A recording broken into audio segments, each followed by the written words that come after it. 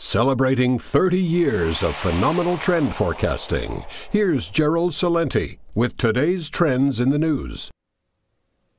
Hi, this is Gerald Celente, and here are some of today's trends in the news. We had recorded earlier a piece for today covering the economy, global affairs, and other issues, and we're not going to provide that tonight, considering what just happened in Connecticut with the shooting of some 27 people, the death of them. We were having coffee early this morning, starting the day, and we have really prime coffee and a great coffee machine, coffee maker, and had some wonderful imported panettone, real great quality. We were talking and saying how fortunate we are and how much we have. And I said, when it changes like that. And then about 3 hours later, we got the news that it changed like that. So what's going on in America? You've heard me talking about this before. This is nothing new. I've been around a long time, and this is a very different country. I remember back in the 50s, and I've said this before, there was this book written by Truman Capote in Cold Blood. I'll never forget, I was a teenager watching the movie. It was about these two guys, and I think they were whacked out on aspirin, as it turned out to be. And Robert Blake, I believe, played in it, or somebody Blake, I forget, I think his name is Robert. And about these two guys that terrorized this farm family in the middle of nowhere, and they killed the 4 members of the family. And how that wouldn't even be news today. It would break into the news and out of the news. Just like the news on this past Tuesday, that another guy went berserk in a mall in Oregon and killed 2 people and seriously wounded another. April 2nd, a gunman kills 7 people and wounds 3 in shooting rampage at a Christian college in Oakland, California. July 20th, a masked gunman kills 12 people and wounds 58 when he opens fire on moviegoers at a showing of the Batman movie, The Dark Knight Rises, in Aurora, Colorado. August 5th, a gunman killed 6 during Sunday services at a Sikh temple in Oak Creek, Wisconsin. He wasn't a Sikh, of course. He was some guy from the outside that thought Sikhs were Muslims and wanted to kill him. Think about that. That the hatred that's built up because of these wars, where this guy went and took it out on innocent people.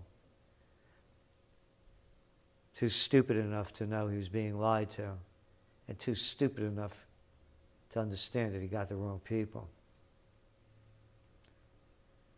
September 27th, a disgruntled former employee kills 5 in a Minneapolis sign company. October 21st, 3 people are killed in a Milwaukee area spa, including the estranged wife of the suspected gunman. December 14th, a shooter opens fire in Sandy Hook Elementary School in Newton, Connecticut. And here we are. And there are more. These are just some of them. What's going on? It's a societal breakdown. And these are just some of the notes that I put together in thinking about this.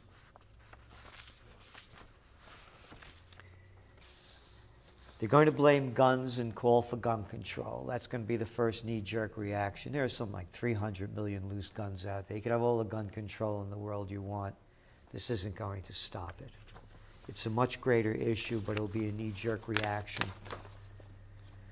And as reported, Newton, Connecticut School District had recently installed new safety protocols to prevent situations of this that just happened. Doesn't work like that. But those are going to be the knee-jerk reactions. And then you're going to hear on the media and all the TV, what were the psychological causes that flipped this guy out? Or what was going on in the family that flipped the switch? And of course, there are going to be a lot of psychological issues.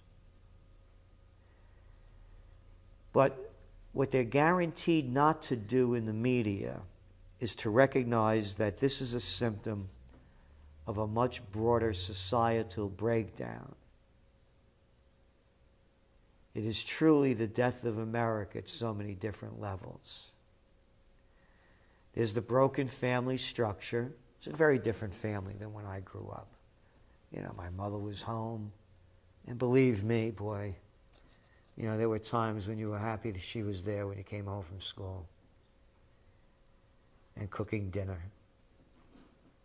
And I was out of my mind, you know, I used to get in trouble all the time, and it was great to have Mom there when I needed her.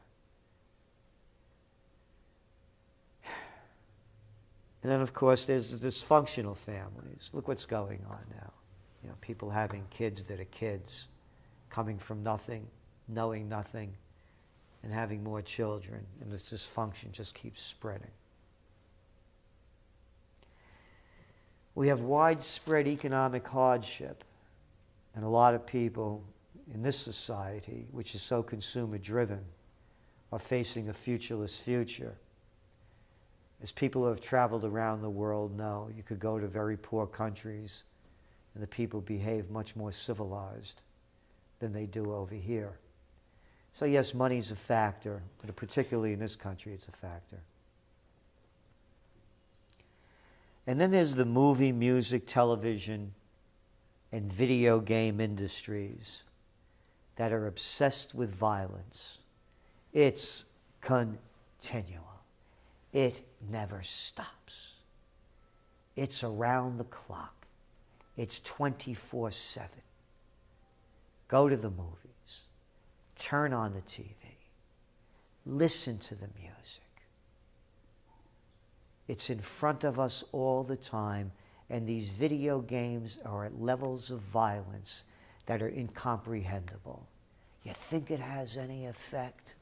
I don't need somebody to write into me and saying there are no proven studies that show there are no psychological effects. You eat poison, you die of poison. You drink poison, you'll die of poisoning. You take in poison information, entertainment, music, movies, TV, your mind gets poisoned. Save it for somebody else. And the fish rots from the head down. It's a nation that glorifies itself in violence. We have wars that kill people indiscriminately.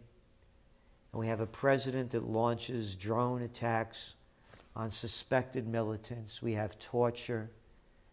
It's a country where morality has long lost its way. If you see stealing from the banks, killing from the government, what kind of message does that leave for the younger people whose minds are just forming? This is a 20-year-old kid. When I think back of who I was at 20 years old, and this is no lie, when I was a kid, my brothers and sisters used to say, "You're not going to make it till 21. That used to be the line for me. And you're just growing up. And your mind is malleable and it's formed with images. I've said it before and I'll keep saying it. When people lose everything and have nothing left to lose, they lose it. And it's a prescription drug, illegal drug society that's drug addicted, violence fed, and morally vacant. And as long as we keep staying like that, we're going to continue to grow new breeds of sociopaths and psychopaths who won't be able to handle the pressures around them and are going to go berserk. And unfortunately, as I said as I began this, and proven by examples, The officials and the authorities will call for greater security, more surveillance. It's already happening. Now they're even putting audio surveillance on buses and trolley cars and trains to listen to us. And more of an abrogation of constitutional rights. This is a very sad day for America. And as the trends are going, unfortunately, unless we rise to a higher level and denounce this violence that rots with the head of the fish down, we're going to see much worse to come. This is Gerald Celente, and that's some of today's trends in the news.